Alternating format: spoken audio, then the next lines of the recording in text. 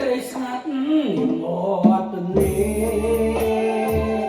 កន្លែងគូស្នេហ៍ត្រឡប់មកកំសាន្តឲ្យត្រីស្ងាត់មកទន្លេ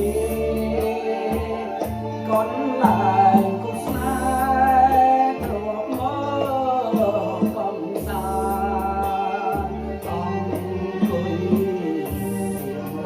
រឿងស្នេហ៍ពីប្រាក្រោមយ៉ាង